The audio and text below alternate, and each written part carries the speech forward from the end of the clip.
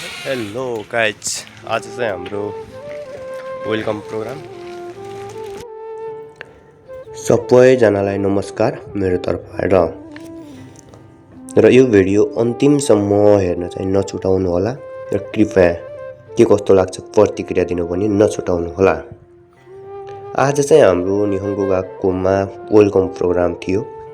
बिहानै उठेर रेडी हुनुपर्ने मान्छे चाहिँ आज 10 बजेसम्म चाहिँ सुतिरहेको थिएँ।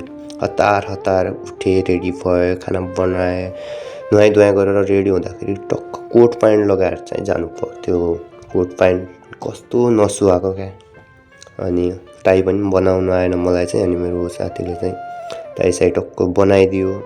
अनि चाहिँ हामीलाई ढिला भइसकेको थियो धेरै नै, 1 बजे गएको पुग्नुपर्ने थियो। हतार गर्दै हामी साइकलमा दगुर्दै फेरि गाकोसम्म पुग्यो। गाकोमा हामी पुग्दा चाहिँ सबै साथीहरू पुगिसकेको थियो, अलरेडी नै त्यहाँ बसिसकेको थियो आफ्नो सिटहरूमा। हामी पुग्दा चाहिँ लगभग सिटहरू पनि सबै प्याक भइसकेको थियो, भन्दा सिट हाम्रो लागि चाहिँ खाली थियो। त्यसपछि सबै साथीहरूलाई भेटेँ अनि आफ्नो कुराहरू गऱ्यौँ साथीहरूसँग। त्यसपछि चाहिँ लगत्तै प्रोग्राम चाहिँ सुरु भयो। प्रोग्राममा चाहिँ सबैजनाले अगाडि गएर चाहिँ आफ्नो नाम, आफ्नो देश अनि आफ्नो हबीहरू चाहिँ के छ त्यो कुराहरू चाहिँ क्लियरली प्रस्तुत गर्नुपर्ने थियो। कतिजनालाई लाग्न सक्छ कि यो त सामान्य प्रोग्राम हो भनेर, तर होइन, यो कुनै पनि सामान्य प्रोग्राम थिएन। कृपया यो भिडियो ध्यान दिएर सुन्नुहोला, नेपालीको प्रतिभा के छ कस्तो छ। Namaewa, Shri Sitarakina des, Nepal Karaki Masta, Sibiwa Dansu des, those are guys ma. यहाँ ताली बजाउनेहरू केवल नेपाली मात्र थिएनन्। नेपाल बाहेक अन्य विभिन्न देशहरूका मान्छेहरू पनि थिए र उनीहरूको सामुने यो सबैको सामु चाहिँ यो प्रोग्राम भएको थियो। र यो कुनै साधारण प्रोग्राम पनि होइन। विदेशीहरूको सामु गएर आफ्ना केही 2 शब्द बोल्न सक्नु पनि एउटा हिम्मतको कुरा हो। र सम्पूर्ण विदेशीहरूको सामु धेरै देशहरूमाझ आफ्नो देशको नाम चिनाउनु पनि एउटा गर्वको कुरा हो। अनि हामी चाहिँ 3 जना नेपाली साथीहरू सँगै बसेका थियौँ। अनि हामी चाहिँ नेपालदेखि सँगै पढेको, सँगै अप्लाई गरेको अनि सँगै आएको साथीहरू थियौँ। तर यता चाहिँ हाम्रो क्लासहरू डिफ्रेन्ट परेकाले हाम्रो भेट चाहिँ प्राय त्यति धेरै हुन्थेन। तैपनि हामीहरू भेट भएको दिन चाहिँ जहिले रमाइलो गर्थ्यौँ, कुराकानीहरू गर्थ्यौँ। आज चाहिँ सँगै बस्न पार्थ्यौँ फर्स्ट टाइम जापान आएदेखि हामी साथीहरू। यसपछि चाहिँ हाम्रो 3 जना साथीहरूको पालो आयो। क्रमशः सुनिदिनु होला है। 皆さんこんにちは。こんにちは。お元気ですか？はい、元気です。はい、私はボハラ・ディネス・バハドゥルと申します。今年は21歳になりました。ネパルから参りました。趣味はいろいろありますが、特にバレーボールをすることです。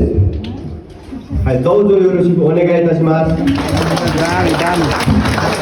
趣味は歌を歌うことです。日本語学校で日本語を勉強しています。どうぞよろしくお願いします。はい、皆さんこんにちは。こんにちは。私はビシタマイスと申します。ネパールから来ました。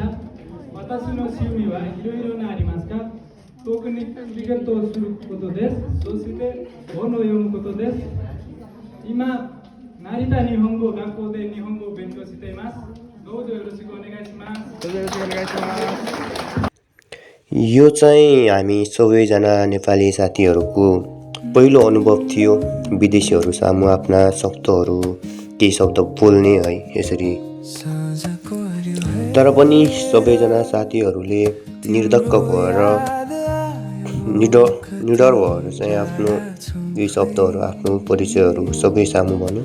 र त्यसपछि लगत्तै चाहिँ सबैजना साथीहरूको पालो सकिएपछि प्रोग्राम सकियो र सबैजना हलदेखि चाहिँ बाहिर निस्किसके।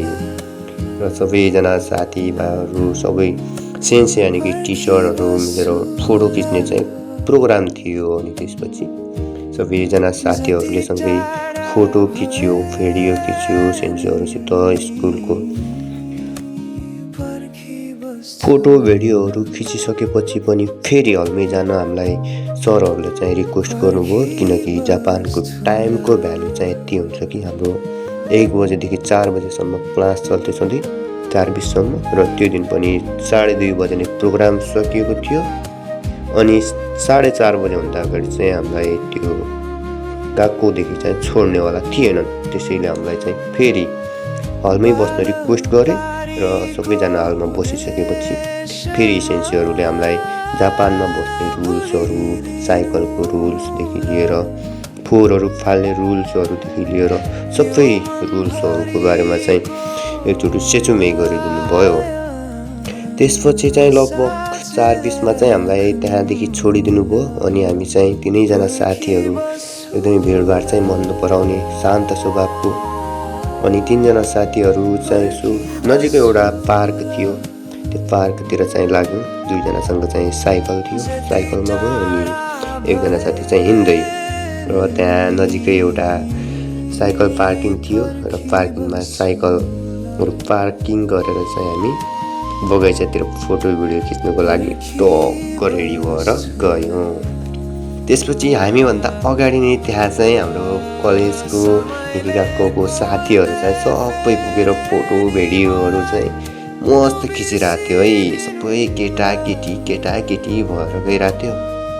हामी चाहिँ 3जना है, 3जना केटा मात्र। त्यस्तै हो, हामी केटा रमाउने मान्छे हो, केटीको जरुरत खासै पर्दैन है यो केटाहरूलाई चाहिँ, हामीहरूलाई चाहिँ। त्यसपछि त्यहाँ चाहिँ एकदम रमाइलो क्या, साथीहरू पनि यस्तो रमाइलो नि। फोटो भिडियो खिच्ने बेला एउटा स्याड भिडियो बनाऊ भने नि स्याड हुनै नदिने क्या, त्यो एक्सप्रेसन आउनै नदिने क्या, हँसाइहाल्ने क्या। फेरि यो मनिष भन्ने साथी चाहिँ फेरि एकदमै है हँसाउने मान्छेलाई चाहिँ सानो कुरा पनि। त्यसपछि फोटो भिडियो टन्नै खिच्यौँ हामीले। त्यहाँ चाहिँ सिन पनि यस्तो बबाल थियो, यो पार्किङ पनि यस्तो शान्त सफा सुन्दर है, शब्दमा भनेर व्याख्या गर्न सकिन्न क्या। जति आफ्नो आँखाले देखेको हुन्छ त्यो सबै व्याख्या गर्न चाहिँ सकिँदैन है। एकदम राम्रो थियो। हामीलाई चाहिँ यो पार्कको चारैतिर घुम्नको लागि चाहिँ लगभग 1.5देखि 2 घन्टा जति समय चाहिँ लागेको थियो।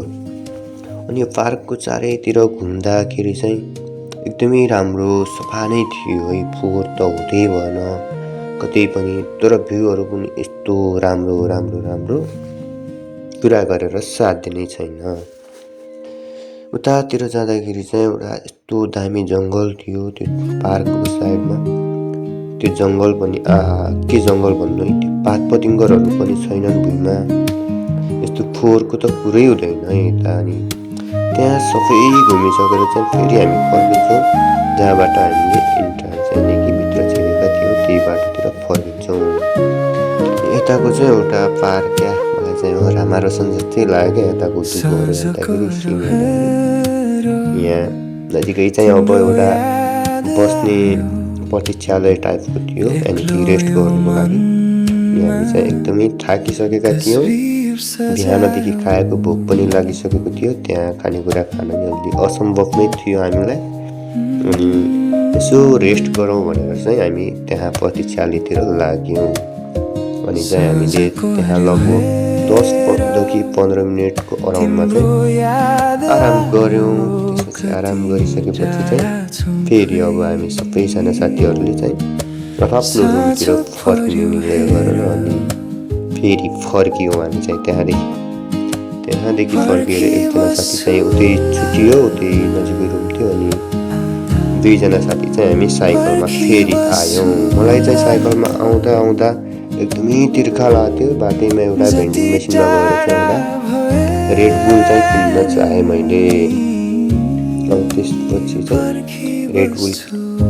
रेड बुल किनिसकेपछि चाहिँ म आफ्नो रुममा पुग्न 2 मिनट लाग्थ्यो। त्यसपछि चाहिँ रुममा पुग्यो अनि चिसो रेड बुल खाँदै दिनभरिको थकान मेटाउनतिर लाग्यो। र सँगसँगै आजको हाम्रो दिन चाहिँ यतिमै सकिन्छ र सबैजनाले भिडियोलाई माया गरिदिनु होला। लाइक, कमेन्ट, सेयर, सब्सक्राइब गरिदिन नभुल्नु होला र फेरि पनि आउने नै छु म अर्को भिडियो लिएर। हस्त अब अर्को भिडियोमा भेट्नेछु। सबैजनाले हेरिदिनु होला। धन्यवाद।